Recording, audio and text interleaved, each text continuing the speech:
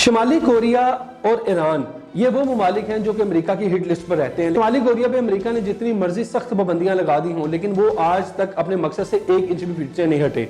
Donald Trump کے ساتھ جو کم جونگ ان جو شمالی کوریا کے سربراہ ہیں انہوں نے ٹوپی ڈرامہ لگائے رکھا، وہ ان سے ملاقاتیں کرتے رہے، ان کو انگیج رکھتے رہے، لیکن اپنا ایٹمی پروگرام، اپنا بیلسٹک میزائل پروگرام اور اپنا ہائیڈروجن بم جو وہ بنا رہے ہیں اس سے وہ قطعاً پیچھے نہیں ہٹے، بلکہ ان کی ابھی کی آج ان کا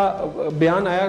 شمالی کوریا کے سربراہ نے اپنی عوام سے مخاطب یا اپنے پارلیمنٹ سے مخاطب ہو کے انہوں نے کہا کہ امریکہ شمالی کوریا کا دشمن نمبر 1 ہے اور شمالی کوریا کی پالیسی میں امریکہ کے حساب سے کوئی پالیسی نہیں آئے۔ شمالی کوریا جو کہ کئی بار یہ دعویٰ کر چکا ہے کہ امریکہ کا ہر شہر، پورا امریکہ ان کے میزائلز کی رینج میں ہے اور ایٹمی میزائلز کی رینج میں ہے، بلکہ شمالی کوریا کا یہ بھی کہنا ہے کہ ایٹم بم تو بہت پیچھے کی بات رہ گئی ہے، اب وہ ایسا خوفناک، خطرناک اور بڑا ہائیڈروجن بم بنا رہے ہیں جو کہ پوری دنیا جس کا مقابلہ نہیں کر سکتی۔ ان دعووں میں کتنی حقیقت ہے؟ ان دعووں کی حقیقت سے تو اگر آپ BBC اردو دیکھیں یا وائس آف امریکہ کی ویب سائٹ دیکھیں تو شمالی کوریا کے دعووں کی وہ بھی تصدیق کرتے نظر آتے ہیں، اور امریکہ اور جو جاپان ہے یا جنوبی کوریا ہے یہ بھی آج تک کوئی خاطر خواہ حملہ شمالی کوریا پہ اس لیے نہیں کر سکے کیونکہ یہ جانتے ہیں کہ شمالی کوریا کے دعووں میں مکمل حقیقت موجود ہے۔ دوسری جانب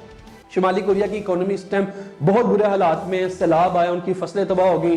کووڈ کے باعث ٹریڈ جو ان کی چائنا کے ساتھ تھی وہ بھی 80% سے کم ہوگی کیونکہ چائنا پس پردہ یہ سامنے رہ کے شمالی کوریا کے ساتھ ٹریڈ بھی کرتا ہے اور اس کو سپورٹ بھی کرتا ہے۔ دوسری جانب مغرب، جاپان اور یہ جو امریکہ ہے یہ شمالی کوریا پر سخت قسم کی سفری پابندیاں ہوں، معاشی پابندیاں ہوں، تجارتی پابندیاں ہوں، ہر قسم کی پابندیاں لگاتے ہیں لیکن شمالی کوریا کو ابھی تک جھکانے میں وہ ناکام رہے ہیں۔ اب کم جونگ ان جو ہے، آپ کو ایک بات بتاتا ہوں، جنگ کا جو پہلا اصول ہے کہ جنگ میں بے شک آپ کے مذاکرات دشمن کے ساتھ چل رہے ہوں لیکن دشمن کو پریشر میں رکھنے کے لیے اپنے حملوں میں شدت لائی جاتی ہے اور اپنے سٹانس سے پیچھے نہیں ہٹا جاتا۔ تو اسی لیے کم جونگ ان جو ہیں انہوں نے بائیڈن جو 20 جنوری کو صدارت کا حل تو اٹھائیں گے، اس سے پہلے انہوں نے بائیڈن کو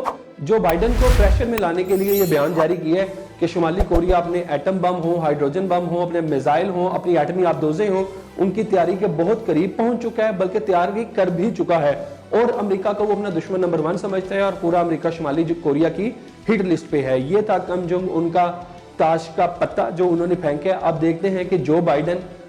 ٹرمپ کے جانے کے بعد اور جب وہ خود آئیں گے تو شمالی کوریا کو کس طرح ڈیل کرتے ہیں۔ اسی طرح پاکستان ہو، ایران ہو، تمام ممالک اب ٹرمپ کے جانے کے بعد اپنی پالیسی کو ریویو کر رہے ہیں کہ کس طرح جو بائیڈن کے ساتھ اپنے تعلقات کو وہ آگے لے کے چلیں گے۔ عمران خان صاحب نے بھی بیان دیا تھا کہ جو بائیڈن کا سب سے بڑا کام یہ ہونا چاہیے کہ پاکستان اور انڈیا کے ساتھ اپنے تعلقات میں وہ بیلنس پیدا کریں، کیونکہ ہم نے دیکھا اوباما ہو یا ٹرمپ ہو، ہندوستان کے ساتھ چائنا کی ٹسل بازی کی وجہ سے انہوں نے اپنا تعاون بڑھایا اور ہندوستان کے پلڑے میں اپنا وزن زیادہ ڈالا، لیکن پچھلے 2 سال کی جو پاکستان کی انتہائی کامیاب پالیسی رہی ہے اور ٹرمپ نے پاکستان کی کاوشوں کا نہ صرف اظہار کیا بلکہ ہندوستان کو کئی جگہ پہ ہزیمت بھی اٹھانی پڑی کہ پاکستان کا رول طالبان سے مذاکرات ہوں یا دیگر